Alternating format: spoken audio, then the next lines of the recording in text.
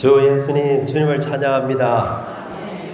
오늘은 그 느헤미야기 개관을 잠깐 쉬고 구약 성경 전체에 대한 개략을 한번 다뤄보겠습니다. 형제자매들, 구약을 가장 간단하게 말할 수 있는 것은 구약은 그림자와 예표다. 그렇게 이야기하면 될 수 있지만 좀 더 부연 설명이 필요하죠. 그래서 구약은 총 39권으로 되어 있는데 구약의 내용이 전반적인 내용이 무엇인지 세세하게는 알지 못해도 좀 전체적인 그림은 우리가 알 필요가 있습니다. 그 사도행전 6장에 보면 스데반이 그 반대자들이 스데반에게 이제 태클을 걸었잖아요. 스데반은 모세 율법을 폐하고 이 성전을 헐라고 예수가 가르친다, 이단을 따르고 있다 했을 때 스데반이 그들과 논쟁합니다. 그때 그가 하는 말이 창세기부터 시작해서 그 열왕기까지 내용을 일목요연하게 설명을 해줍니다. 스데반이 그렇게 말할 수 있었던 것은 그가 성경을 많이 읽었을 뿐만 아니라 거기에 대한 어떤 흐름을 알고 있었고 통찰력을 가지고 있었기 때문에 그렇게 했습니다. 그래서 사도행전에 스데반이 지혜와 그 영으로 말하는 것을 사람들이 이기지 못한다고 했습니다. 우리가 다음에 할 느헤미야기에 보면은 이제 이스라엘 백성들이 바벨론에서 포로로 사로잡혀 온 다음 포로되었다가 예루살렘으로 돌아와서 에스라 때 돌아왔을 때 에스라가 이스라엘 백성들을 율법으로 교육을 시킵니다. 그래서 그 에스라 8장인가요? 느헤미야기 8장에 보면은 그들이 이제 모여가지고 7월 달에 모여서 일주일 동안 율법의 말씀을 에스라가 그들에게 강론을 해줍니다. 그러고 나서 초막절을 지내고 나서 이스라엘 백성들이 그 말씀이 얼마나 그들에게 강력한 영향을 끼쳤던지 그 레위인 8명이 함께 일어나서 단상에서 창세기부터 시작해서 자기들이 창세기, 출애굽기, 레위기, 민수기, 신명기, 여호수아, 사사기, 룻기, 사무엘 상하, 열왕기 상하, 역대 상하까지 내용을 한 장을 전체를 사용해서 말을 하고 있습니다. 자기 조상들의 죄를 자백하면서 하나님께 부르짖는 그런 내용이 나옵니다. 그래서 제가 그 말씀을 드리는 것은 오늘 우리는 신약의 백성이잖아요. 우리가 다만 구약의 사실만을 아는 것이 아니고 하나님의 경륜이라는 이 통제하는 이상을 가지고 구약을 우리는 좀 분명하게 전체적인 그림을 알 필요가 있습니다. 그래서 형제자매들, 제가 한번 구약 전체를 몇 개의 큰 단락으로 나누어 보겠습니다. 형제자매들 다 아시는 내용입니다. 구약은 총 39권으로 되어 있잖아요. 첫 번째 창세기 말고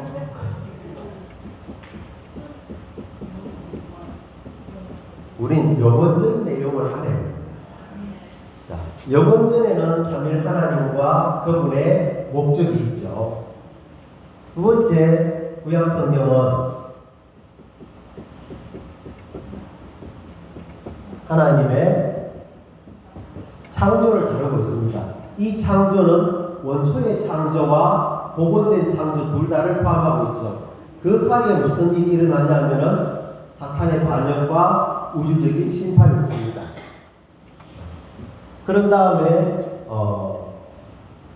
아담부터 시작해서 요셉까지 우리는 그것을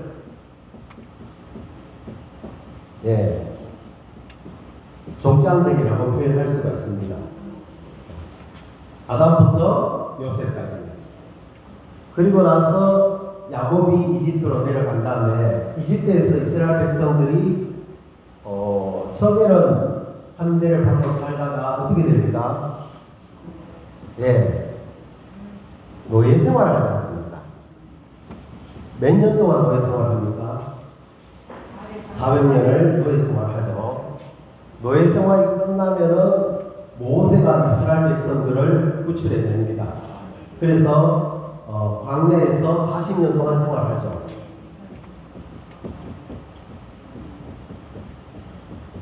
광야 생활 40년 있습니다. 그리고 나서 여호수아가 이스라엘 백성들을 이끌고 가나안 땅에 들어가서 가나안 땅을 점령을 합니다. 그리고 그 땅을 12지파에게 분할해 주죠. 그걸 우리 뭐라고 표현할까요? 가나안 점령이라고 이렇게 한번 불러봅시다. 그리고 나서 그들은 가나안을 점령해서 분할할 때 한 27년이 걸렸습니다. 그런 다음에 무슨 시대가 왔습니까? 13명의 사사들이 가나안 땅에서 다스리는 그 시대가 있었죠. 그것을 우리 보통 사사 시대라고 부릅니다. 이건 305년 정도 걸렸습니다. 사사 시대가 끝나고 드디어 사무엘을 일으켜서 8번이네요.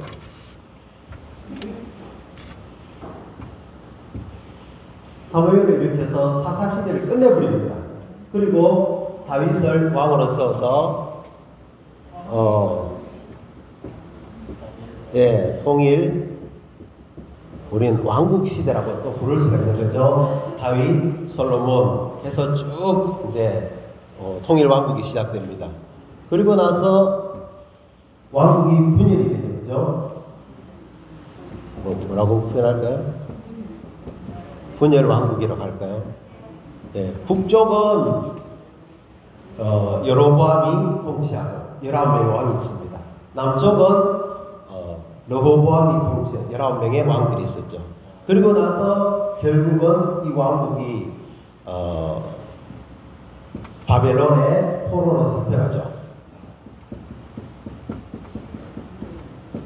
바벨론 포로 몇 년입니까? 70년 동안 바벨론에서 포로 생활합니다. 그리고 나서 예루살렘으로 귀환을 하게 되지 않습니까? 총 3차례 있습니다. 1차, 2차, 3차. 돌아와서 성전을 건축하고 또 예루살렘 성에 무너진 성벽과 문들을 재건하는 그런 일을 합니다. 그리고 나서 이제 말라기로 끝나죠. 그 다음에 성경은 없습니다. 그리고 주님이 오시는데 그 사이에 우리는 400년의 공백기가 있습니다. 그래서 영원전부터 시작해서 하나님의 창조, 또 족장들, 또 이집트의 노예 생활, 광야 생활, 가나안 땅을 점령, 할당받고 사사 시대를 거쳐서 통일 왕국이 세워지고 또 분열된 다음에 바벨론의 포로로 사로잡혀가고 다시 예루살렘으로 돌아와서 성전과 성을 재건한 다음에 이 공백기에는 헬라 제국, 시리아, 로마 제국에 의해서 이스라엘 백성들이 지배를 받고 통치를 받게 됩니다. 그래서 이런 부분을 가지고 형제 자매님들하고 함께 좀 내용을 살펴보도록 하겠습니다. 잘 보이십니까? 아멘.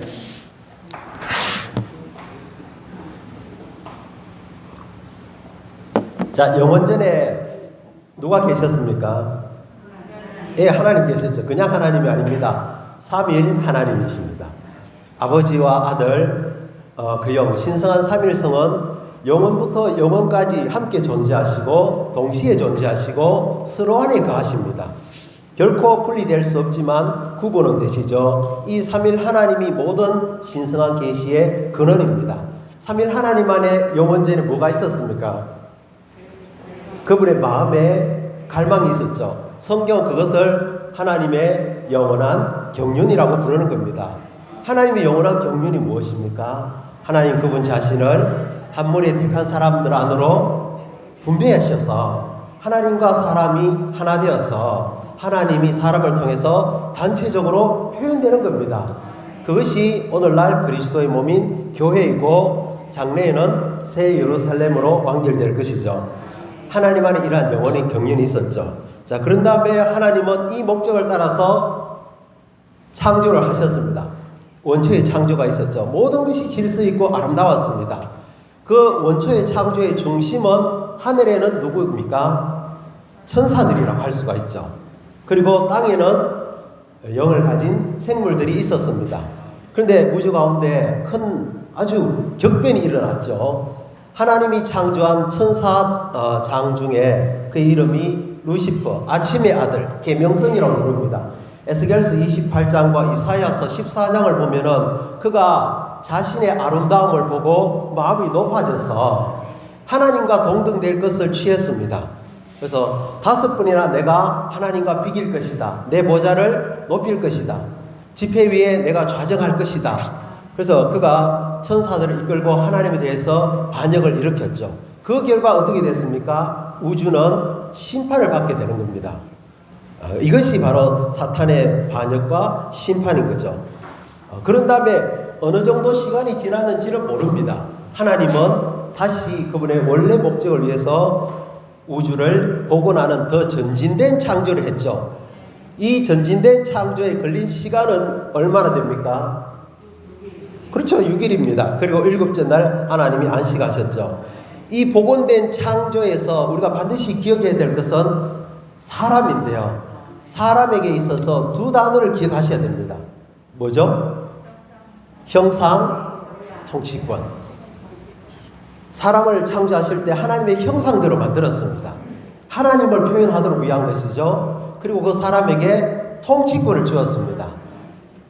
다스리도록 하기 위한 것이죠. 그래서 하나님의 갈망과 목적은 하나님의 형상과 모양대로 창조된 사람이 통치권을 가지고 왕국 안에서 다스리는 것이었습니다. 이것을 위해서 하나님은 영과 혼과 몸으로 된 사람을 창조하셨죠. 그런 다음에 이 사람 안에 하나님이 들어가실 수 있도록 생명나무 앞으로 이끄셨습니다. 그리고 생명수의 강이 흘렀죠. 결국은 아담의 재생산, 아담의 배필인 하와가 산출된데 이것은 그리스도와 교회에 대한 예표입니다. 이것이 하나님이 영원전에 가지셨던 갈망이었죠.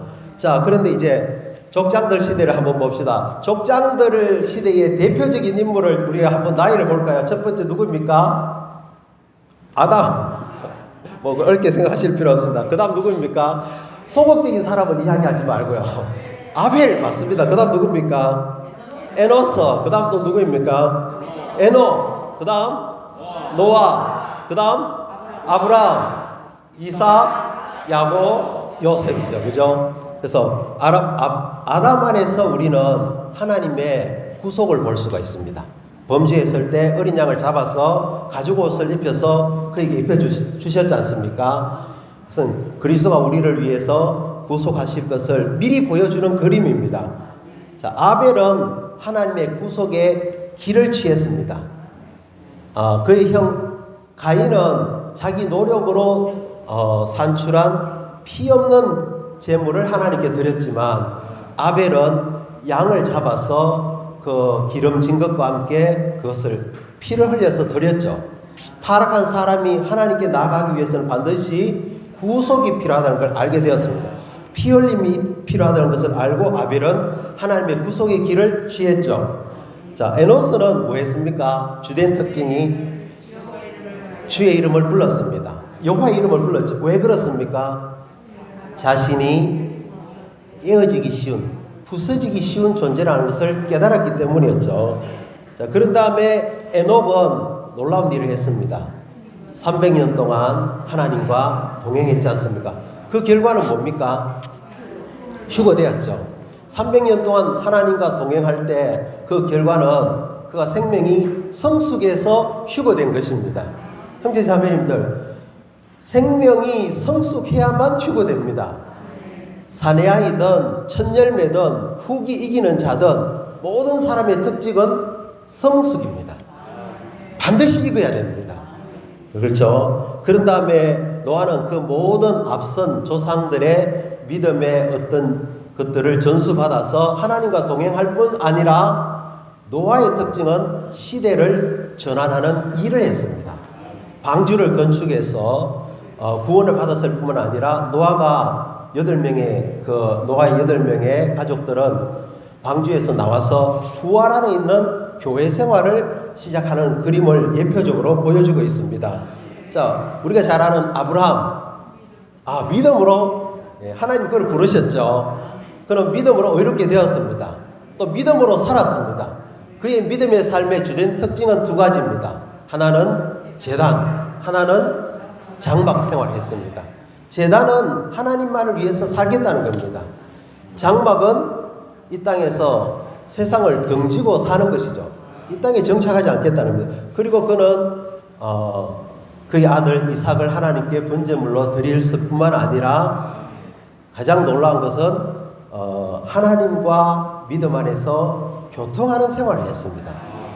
그의 삶의 마지막은 거의 대부분 헤브론 교통의 장소에서 살았죠. 자, 그런 다음에 그의 아들 이삭은 은혜로 살았죠. 아버지의 모든 것을 누렸습니다. 이삭은 장가 갈 때도 그렇고 우물을 팔 때도 그렇고 하여튼 씨를 뿌리면 10배 20배도 아닙니다. 100배씩 은혜로 누린 것이죠. 그런 다음에 우리가 너무 사랑하는 사람 야곱이죠. 그는 하나님이 선택했습니다. 그뿐만 아니라 하나님은 그를 다루셨죠. 파쇄시키시고 변화시키시고 결국은 성숙에 이르게 했습니다. 아멘. 성숙의 표시가 뭡니까? 야곱의 성숙의 표시는 그는 통찰력을 가지고 축복하는 사람이었습니다. 성숙이라는 것은 생명이 가득 찬 것이 흘러 넘치는 겁니다. 제가 그 당시에 만일 야곱이 살던 그 시대에 있었더라면 다른 사람한테는 안 갈 거예요. 야곱만 절절절절 따라다닐 겁니다. 왜냐하면 그가 하는 모든 말은 축복인 거예요. 그가 하는 모든 것은 하나님이 흘러나오는 것입니다. 그뿐만 아니라 그의 아들 요셉은 성숙한 생명에 다스리는 방면이었죠. 이렇게 족장시대가 끝납니다. 그런 다음에 이제 모세부터 사무엘까지 한번 살펴볼까요? 모세부터 그 사사시대가 끝나고 왕국시대가 오기 전에 사무엘까지 주된 인물이 누굽니까? 모세, 창세기, 출애굽기, 레위기, 민수기, 신명기 이 5권을 쓴 모세가 나오죠. 모세 안에서 우리가 볼 수 있는 건 뭡니까? 하나님의 구속과 구원과 또 율법을 주심으로써 하나님이 어떤 분인지를 표현하시는 것과 성막의 건축과 이런 것들을 우리가 볼 수 있지 않습니까? 그리고 그의 형 아론에게서, 아론은 누구입니까? 대제사장이죠. 아론을 통해서 우리는 하나님을 어떻게 제사장으로서 섬기는지를 볼 수가 있습니다.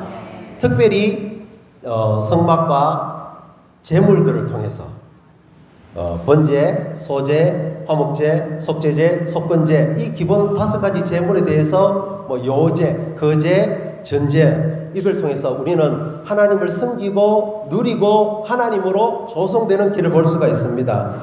그런 다음에 여호수아를 통해서 영적으로 전쟁하는 걸 볼 수가 있죠. 맞습니까? 가나안 땅에 들어가서 전쟁은 여호수아를 통해서 우리가 배울 수가 있습니다. 원수를 패배시키고 하나님의 안식 안으로 들어갈 수가 있는 것이죠. 그러나 불행하게도 사사시대에 이스라엘 백성들은 혼돈이 있었습니다. 그리고 또 하나님께 회개함으로써 하나님이 그들을 또 부흥시켜 줍니다. 혼돈, 부흥, 혼돈, 부흥 이것이 7주기로 계속해서 하고 있었죠. 그 다음에 사사의 시대의 마지막에 우리는 제사장 엘리를 볼 수 있는데요. 제사장 직분의 하락과 타락을 볼 수가 있지 않습니까? 엘리의 2 아들은 정말 끔찍합니다. 그때 누가 등장합니까? 사무엘이 등장하죠. 나시린이었습니다. 나시린으로서 그는 타락한 제사장 직분을 대치했습니다. 그리고 사사시대를 끝내고 왕국시대를 가져왔죠. 그는 신원자로서 하나님이 말씀이 희귀했던 그 시대에 사무엘을 통해서 하나님은 계속해서 말씀했습니다. 우리도 동일합니다. 우리도 나시린으로서 공식적인 봉사자가 아니고 자원에서 하나님께 우리 자신을 드림으로써 하나님을 섬기는 제사장이 되어야 되고요.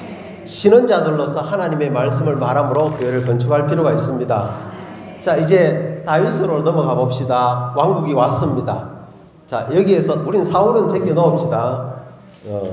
다윗이 나오죠. 그 아들은 누구입니까? 솔로몬입니다. 다윗의 주된 역할은 뭐였습니까? 예, 하나님께로부터 많은 공과를 배웠고 하나님의 뜻을 행했습니다. 하나님의 마음에 맞는 사람이었잖아요.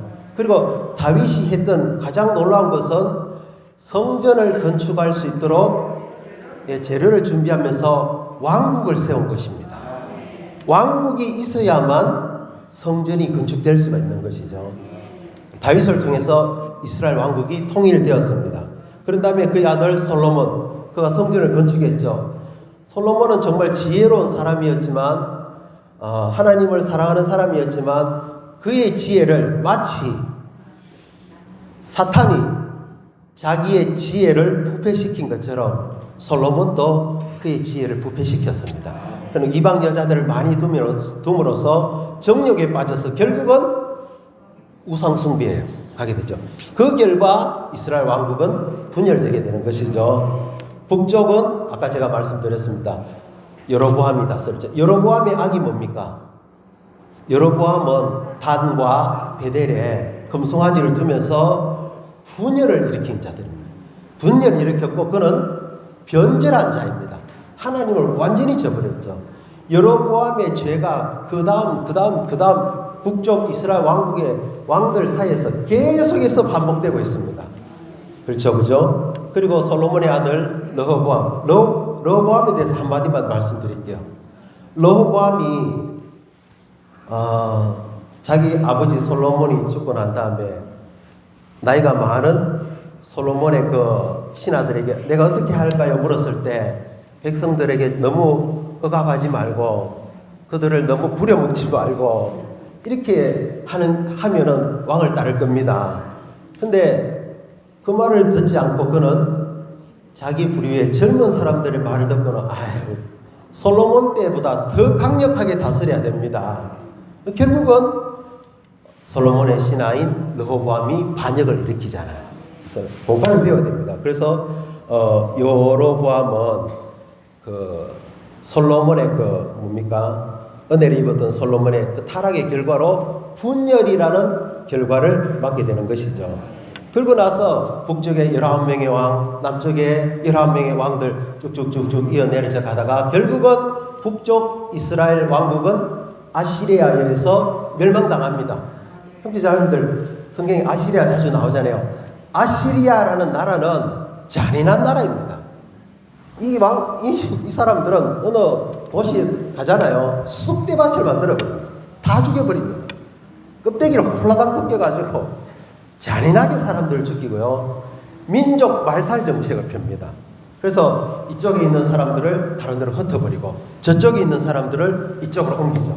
그래서 아시리아 그 살만에셀 왕이 이스라엘을 멸망시킨 다음에 저 위쪽에 있는 사람들을 다 데리고 와서 사마리아로 와서 거기 정착시키면서 혼합 정책을 펼치게 되는 거죠.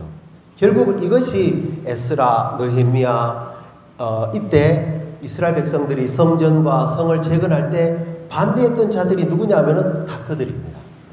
그렇게 되죠. 그리고 이제 이스라엘 유다 왕국은 시드기야 왕 때 마지막으로 바벨론 제국에 의해서 멸망당하게 됩니다. 그들도 악을 멈추지 않고 회개하지 않습니다. 그래서 결국은 마지막 왕 시드기야가 어떻게 비참한 그 비극을 맞이하지 않죠? 아십니까? 예, 두 눈이 뽑힌 거 아시죠? 뽑히기 전에 자기 두 아들이 자기 보는 앞에서 죽습니다. 차라리 눈이 뽑히는 게 낫지. 자기 두 아들이 죽는 걸 보면서 눈이 뽑히고 착고에 묶여가지고 바벨론으로 끌려갑니다. 그래서 이것이 다 다윗, 솔로몬 그 왕들이 범죄한 것에 대한 결과이죠. 자, 그런 다음에 이제 우리가 보다시피 포로되면서 이제 이스라엘 백성들이 귀환합니다.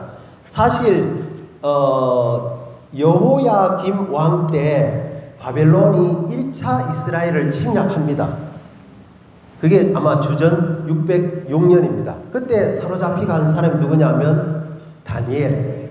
이런 사람들이 바벨론으로 사로잡혀갔습니다. 그래서 포로됨부터 예루살렘으로 귀환까지 주요 인물들 한번 봅시다. 예루살렘이 바벨론에 의해서 멸망당하는 것을 눈으로 지켜본 신원자가 있습니다. 우리는 그를 눈물의 신원자라고 부르죠. 올리브산에서 예루살렘 성전과 예루살렘 성이 불타는 것을 본 사람이 있었죠. 그 누굽니까? 예레미야였습니다. 예레미야가 계속해서 경고를 했습니다. 그러나 듣지 않았죠. 그리고 이제 다니엘이 바벨론의 포로로 사로잡힌 간 다음에 다니엘은 이기는 자였습니다. 그죠? 우상에게 바친 그 음식을 먹지 않았습니다. 그리고 다니엘의 특징은 예루살렘 성전과 성을 위해서 예레미야 신언자의 그 내용을 알고는 기도를 했습니다. 그래서 결국은 70년 후에 이스라엘 백성들이 바벨론에서 예루살렘으로 돌아가게 되죠. 그 다음에 이제 우리가 또 포로된 중에 아주 유명한 신언자가 있습니다. 누굽니까? 이 사람 이름은 기억하셔야 됩니다. 에스겔이죠. 에스겔은 이스라엘 백성의 영적인 회복에 관한 이상을 봅니다. 에스겔서 1장에 보면은 큰 바람, 구름, 불, 단새, 내생물, 그 맑은 창공 위에 있는 사람의 아들이신 이 영광스러운 모습을 봅니다. 그리고 36장에 새 마음과 새 영으로 이스라엘 백성들이 정결케 되고요. 37장에 그들이 죽어 있다가 군대가 되어서 아주 강한 군대로 바뀌는 것을 보고 40장부터 48장에는 새롭게 된 성전과 새롭게 된 예루살렘 성에 관한 이상을 보게 됩니다. 이건 하나님의 백성의 영적인 회복을 에스겔을 통해서 하나님이 보여주신 것이죠.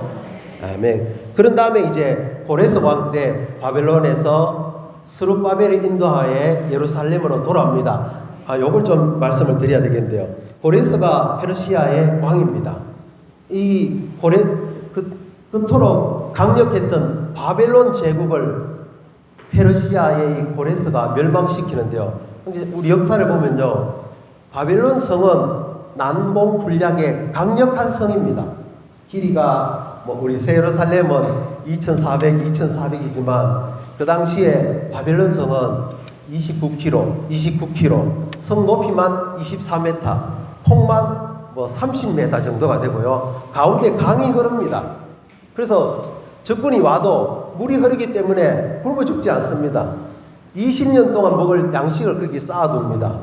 근데 이 성이 고레스에 의해서 멸망당하게 되는 겁니다. 바벨론 제국이 끝나게 되죠. 그래서 그 당시에 살아있었던 사람이 누구냐 하면은 다니엘이 살고 있었습니다. 바벨론에서. 그래서 다니엘이 이사야서 말씀을 고레스에게 보여줍니다. 이사야서 44장, 45장에 보면은 고레스에 대한 예언이 나옵니다. 고레스가 태어나기 150년 전에 이사야라는 신언자가 예언을 해놨는데 고레스는 나의 종이고 나의 목자이다.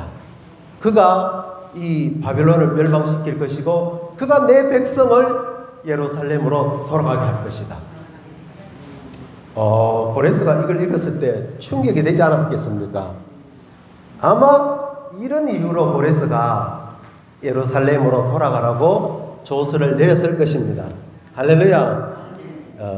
스룹바벨 때 돌아와서 성전을 재건했죠. 반대가 많았습니다. 그러나 다리오가 조서를 내려서 다시 성전을 재건하게 하고 아마 주전 516년경에 성전이 재건되었습니다. 그리고 나서 이제 또 2차 기환이 있죠.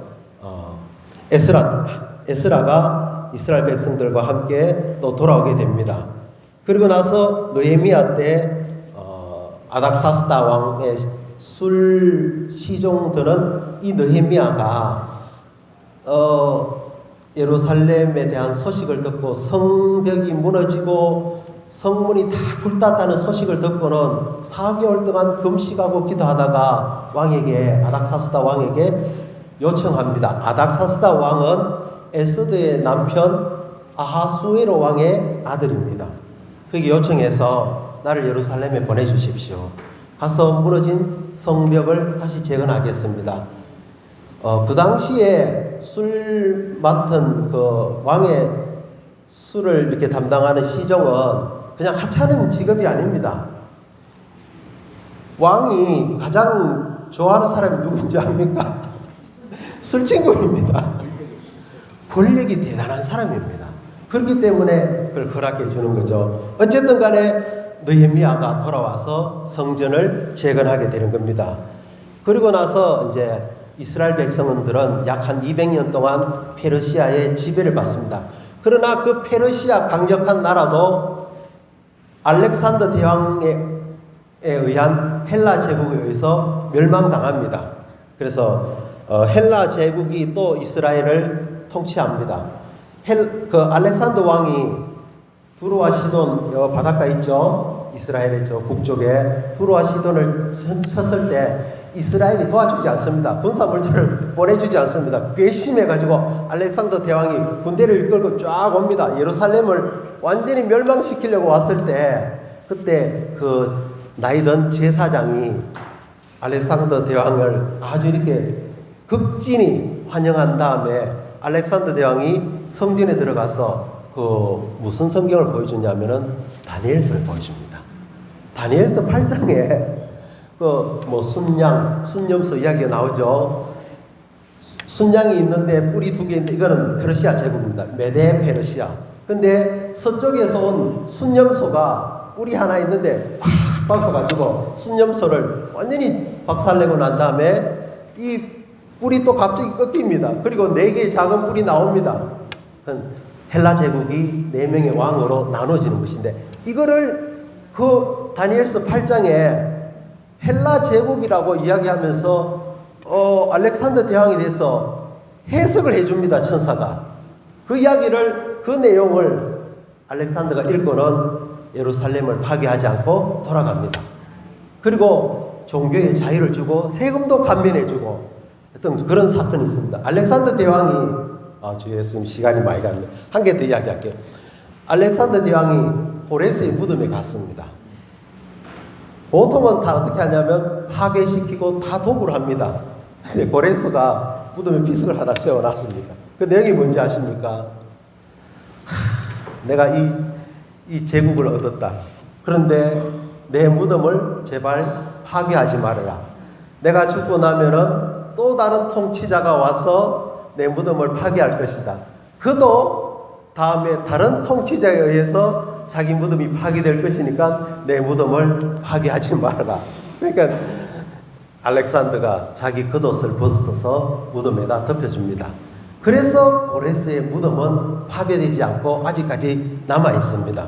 어쨌든 간에 예루살렘 성전이 중건되고 성이 다시 중건된 다음에 이스라엘 백성들은 헬라 제국에 의해서 지배받다가 그때 이 알렉산더 대왕이 죽고 나서 아까 제가 말씀드렸죠. 4명의 장수들이 각각 4개 왕국으로 나눠집니다. 남쪽은 특별히 이집트, 북쪽은 시리아. 우리가 잘 알다시피 시리아에 안티오코스 에피파네스 4세가 나와서 그는 적그리스도의 예표인데요. 다니엘서에 나와 있습니다. 이스라엘을 아예 예루살렘을 초토화시켜버립니다. 예루살렘에 와서 수많은 사람들을 그 병사들이 하면 3일 만에 하고 싶은 대로 다 해라. 다 죽여라. 너희들이 다 죽여버려라. 그리고는 사람들을 죽이죠. 안식일을 금지시키죠. 희생제물을 못 드리게 하죠. 율법을 불태우죠. 제단에다가 제우스 신상을 세우죠. 성전 안에 자기 형상을 세우죠. 돼지 고기를 이스라엘 백성들이 먹게 하죠. 그러니까 이게 적그리스도가 나중에 그런 일을 할 것입니다. 그때 유명한 사람이 나옵니다. 누군지 아십니까? 유다 가문의 제사장인 마카비가 나옵니다. 그들이 자기 아버지와 함께 게릴라 군을 만들어서 시리아군과 아주 혁혁하게 싸워서 이기게 됩니다. 나중에 안티오코스 에피파네스가 나중에 저기 바빌론으로 가 있던가요? 떠나 있을 때 자기가 그렇게 했던 모든 것이 파괴되고 이 유다 사람들이 시리아군을 이겼다는 소식을 듣게 되니까요. 근심이 되어서 결국은 자기 나라도 아닌 타향에서 죽게 됩니다. 어쨌든 그럼 죽게 되죠. 그래서 멸망하죠. 어쨌든 그 안티오쿠스 에피파네스가 더럽혔던 그 성전을 유다 마카비가 정결케 하고 깨끗게 합니다. 그래서 그게 12월 25일 그것이 요한복음 10장에 나오는 수전절이라고 하는 것이죠. 그런 다음에 이제 헬라 제국도 끝나고 강력한 제국이 일어나죠. 어디입니까? 로마 제국이 일어납니다.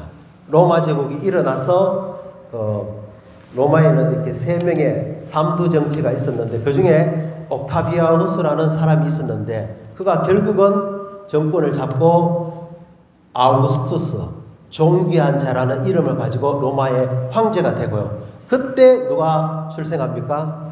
예수 그리스도가 출생하게 되는 겁니다. 어쨌든 형제 자매님들 우리가 뭐 저처럼 하라는 말씀은 아니고요. 우리는 내용을 좀 어느 정도 이해하고 전체적인 흐름을 알 필요가 있습니다. 그런 것 안에서 통찰력을 가지고 말씀을 읽을 때 우리 안에 더 많은 빛이 올 것입니다. 좀 길게 해서 죄송합니다. 주님을 찬양합니다. 아멘.